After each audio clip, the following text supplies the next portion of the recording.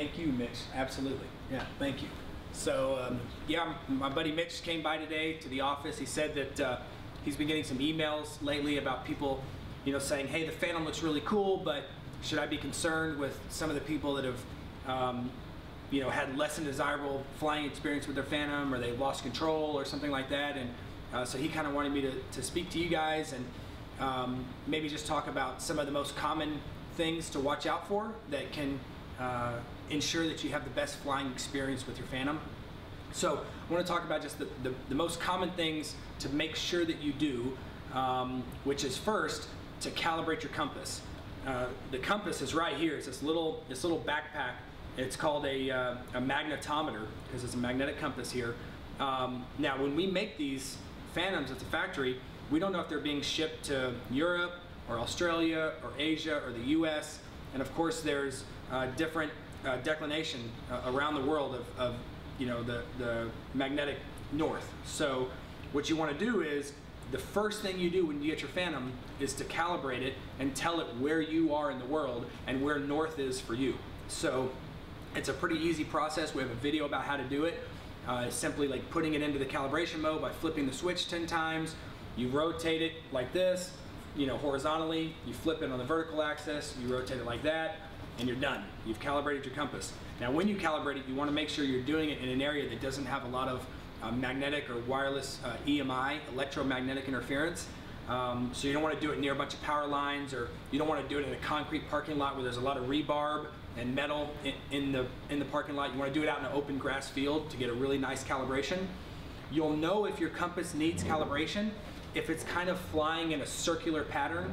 So if you fly forward and it stops and it kind of flies in a circle and kind of hunts for where it needs to stop, that's a good indication that you need a compass calibration.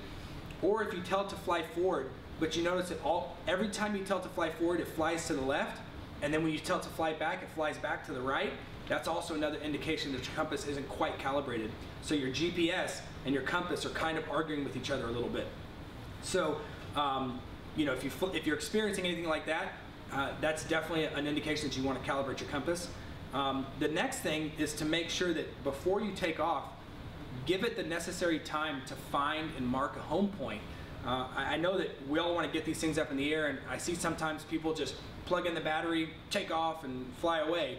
And what you want to make sure of is that let it sit on the ground, sometimes for a minute or 2 minutes, just to make sure you're seeing just a blinking green light for at least 10 or 15 seconds.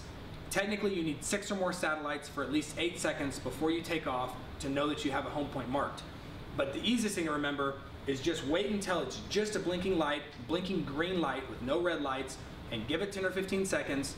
Then when you take off, you'll actually see a rapid flash green, which will tell you that the home point has been marked, and the Phantom will always know where it took off and where to come home and land in case there's any kind of interruption in your control link. So that's very important to do. Lastly is just to be aware and cognizant of any kind of electromagnetic interference that might be in your location. And you don't have to be an engineer to figure this out. I mean, you can just look around and say, oh wow, there's some really high power lines, or there's a cell phone tower, you know, 50 feet away from me.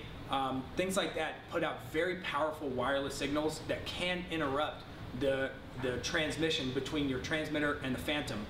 And you know, we actually have a cell phone tower literally in the parking lot of our building. And if I fly a Phantom very close to it, it will go into fail-safe every single time. It will knock out the control link. So, you know, one of the things that's interesting about that is if it knocks out the control link, you're actually okay, because generally it'll just fly itself home and land itself and fail-safe.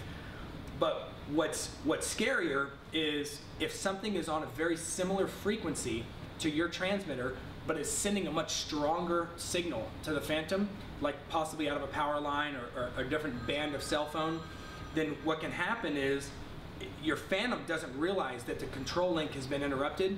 It just is hearing a 2.4 gigahertz that's on the very same frequency that you're on, telling it to do something. Maybe that's go forward and left very quickly. So this took us a while to figure out what was causing this and how to fix it. And what we did is we actually adjusted it in firmware.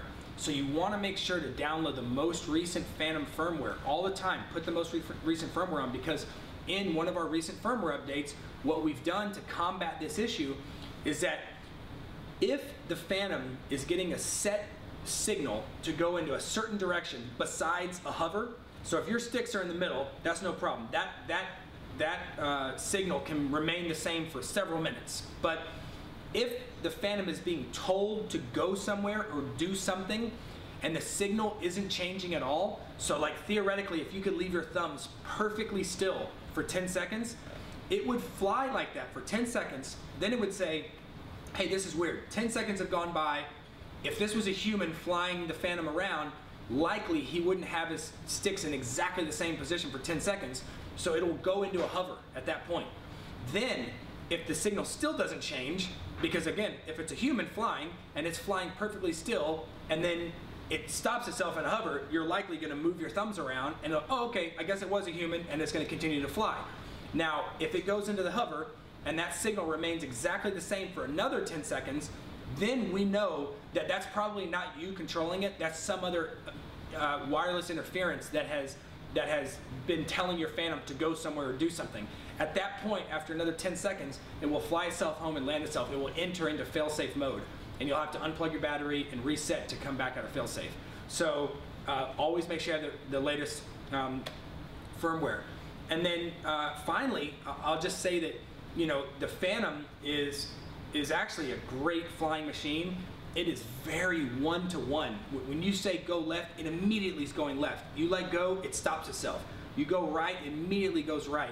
I mean, it's a very one-to-one, very fluid flying experience. And if you're not finding that that's how it's working for you, then something's going on. Either one of those issues we talked about. There's either interference in the area, the compass needs to be calibrated, maybe your IMU needs to be calibrated. There's a video on basically giving your Phantom an alignment. Just like your car, after you hit a curb or something, you might have to take it and get an alignment.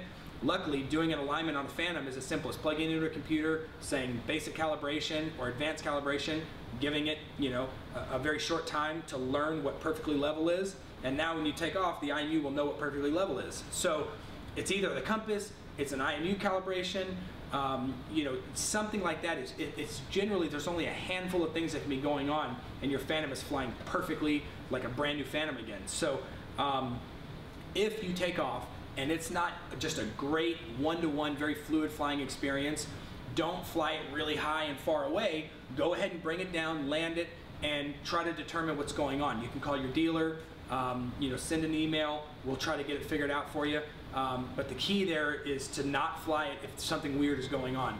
Now finally, if you are flying and you feel like the Phantom is going in a direction that you're not telling it to go in and you're losing control, the first step is to switch into attitude mode. So that top right switch it down one click to the middle into attitude mode.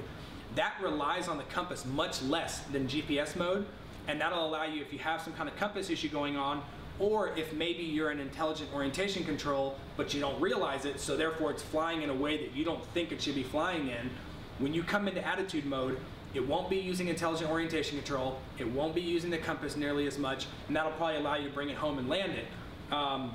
If that doesn't work, then the last, you know, last ditch effort will just be to turn off your transmitter. As long as you know that you did mark a home point before you took off, then you can know that the Phantom will go into failsafe. You'll see the light here start flashing yellow very rapidly. That tells you it's in failsafe. That's a good sign. It will fly itself home and it'll land itself right where it took off. So hopefully this helps. I hope you guys have a great experience flying your Phantoms. We sure have had a blast designing and playing with these ourselves. I fly mine on a very regular basis, and hope you guys have a good time too. So Mitch, thanks for coming out, and if there's anything else in the future, just let us know.